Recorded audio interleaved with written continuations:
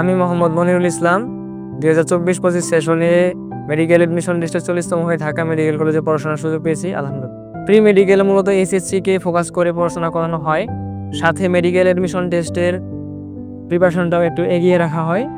So দুইটা parallelly আমি smoothly করতে পারছিলাম, কারণ ভাইয়ারা ক্লাসগুলোতে এসএসসির পাশাপাশি মেডিকেল এডমিশন টেস্টের পড়াশোনাগুলো দেখিয়ে দিতেন এবং টিপস ট্রিক্স এবং স্ট্র্যাটেজি বলেছিলেন, যেগুলো ফলো করে আমি আমার প্রিপারেশনটাকে সুন্দরভাবে গুছিয়ে নিতে পারছিলাম।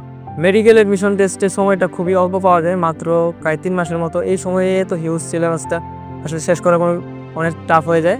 আগে থেকেই প্রিপারেশন নেওয়ার কারণে মেডিকেল এডমিশন টেস্টের সময় গিয়ে আমি প্রিপারেশনটা অনেক স্মুথলি নিতে পারছিলাম এবং নিজেকে অনেক কুল এবং ফ্রেশ রেখে পরীক্ষা দিতে পারছি। প্রথমত এইচএসসি আর মেডিকেল এডমিশন টেস্ট ভিন্ন কিছু না আসলে, দুটাই হচ্ছে মূল বইভিত্তিক এবং দুইটাতেই আমাদের টেক্সট বুকগুলো পড়তে হয়। এসএসসির ক্ষেত্রে যে এমসিকিউগুলো আসে, অনেক ক্ষেত্রে দেখা যায় মেডিকেল এডমিশন টেস্টের প্রশ্নগুলো ওই লাইনগুলো থেকে আসে। এই দুইটাই ভাইয়ারা আমাদেরকে বলে দিয়েছে এই কোর্সের সময়। সো আমাদের জন্য এটা বার্ডেনিং হয় নাই তেমন একটা, দুইটা প্রিপারেশনই একসাথে স্মুথলি প্যারালালি সুন্দরভাবে হয়েছে। প্রি মেডিকেলে যেহেতু master class, concept line class, class test ছিল, এগুলোর মাধ্যমে এসএসসি পরীক্ষাটা আমার আরও স্মুথ হয়েছে এবং এর সাথে মডেল টেস্টটা ফ্রি ছিল, সেটা দেওয়ার মাধ্যমে আমার এসএসসি প্রিপারেশনটা পূর্ণতা পেয়েছিল। জিকে ও ইংরেজি ও এডমিশনের 3 মাস সময় আসলে পড়ে শেষ করা সম্ভব নয়। এটা আগে থেকে না পড়লে সে সময় শেষ করা একদম ইম্পসিবল মনে হয় আমার। তো আগে থেকে পড়ার ক্ষেত্রে আমার এটা এডমিশন টেস্টের আগেই পড়া হয়েছিল, পরবর্তীতে গিয়ে শুধু আমি রিভিশন দিয়েছিলাম এবং সেই পরীক্ষাগুলোতে ভালো করতে পারছিলাম, যার কারণে আমার কনফিডেন্সও কিন্তু বুস্ট আপ হয়েছিল। ভর্তি পরীক্ষার সময়টা অনেক টাফ থাকে, মাত্র 3 মাসে পুরোটা প্রিপারেশন নেওয়া অনেক কঠিন হয়ে যায়। আগে থেকে এগুলো পড়ার কারণে এডমিশন টেস্টের সময় গিয়ে প্রিপারেশন নিতে আমার অনেক সহজ হয়েছে এবং আমি অনেক চাপহীনভাবে এবং ফ্লুয়েন্টলি প্রিপারেশন নিতে পারছিলাম এবং ভয়টা অনেক কেটে গিয়েছিল, যার কারণে আমার কনফিডেন্সটা অনেক বুস্ট আপ হয়েছিল। আমার মনে হয়েছিল যে আমি পরীক্ষায় ভালো করতে পারবো। এটা প্রি মেডিকেলে কিন্তু গড়ে দিয়েছিল। মেডিকেল ভর্তি পরীক্ষায় যারা টপ করে সাধারণত দেখা যায় তারা অনেক আগে থেকে প্রিপারেশন নেয়, এটা হচ্ছে তাদের একটা কমন ক্যারেক্টার।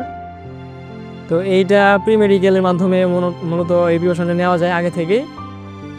সবার ক্ষেত্রে যেহেতু এই জিনিসটা কমন দেখা যায়, সো কেউ যদি মেডিকেল এডমিশন টেস্টে টপ করতে চায় তাহলে তার আগে থেকে প্রিপারেশন নেওয়ার বিকল্প নাই এবং সেক্ষেত্রে প্রি মেডিকেল কোর্সটা অনেক হেল্পফুল হবে। যারা এসএসসি 26 পরীক্ষার্থী তাদের ক্ষেত্রে আমি বলবো, প্রি মেডিকেল কোর্সে তোমরা যদি এনরোল হও তাহলে তোমরা এডমিশনের যে প্রিপারেশনটা সেটা তো নিতে পারবেই, তার সাথে কিন্তু এইচএসসি পরীক্ষার প্রিপারেশনটা হয়ে যাবে, কারণ এটা এইচএসসিকেই বেস করে আসলে তৈরি। তো এইচএসসি ভালো না হলে তো এডমিশন টেস্টেও ভালো করার সুযোগ থাকে না। তো এইচএসসি প্রিপারেশনটা ভালো করার জন্য এই প্রি মেডিকেলটা তোমাকে হেল্প করবে, সাথে এডমিশন টেস্টের প্রিপারেশনটাও এগিয়ে রাখবে। রেটিনার প্রি মেডিকেল দুটো জিনিসকেই ফোকাস করে করানো হয়, একটা হচ্ছে এইচএসসি পরীক্ষা আর একটা হচ্ছে মূল মেডিকেল এডমিশন টেস্ট। তাহলে আমাদের মেডিকেল এডমিশন টেস্টে ভালো করতে গেলে এইচএসসি পরীক্ষাতেও ভালো করতে হবে, কারণ এটা হচ্ছে প্রাইমারি এলিজিবিলিটি পাওয়ার জন্য এসএসসিতে ভালো করতে হবে। রেটিনার প্রি মেডিকেল কোর্সটা আমার মনে হয় এসএসসি পরীক্ষা এবং তৎপরবর্তী মেডিকেল এডমিশন টেস্ট দুইটার জন্যই হেল্পফুল, কারণ এভাবেই এটা ডিজাইন করা হয়েছে। যদি এসএসসি 26 পরীক্ষার্থীরা এটাতে এনরোল করে তাহলে তারা দুইটাতে বেনিফিটেড হতে পারবে এবং মেডিকেল এডমিশন টেস্টে অনেক এগিয়ে থাকতে পারবে অন্যদের তুলনায়।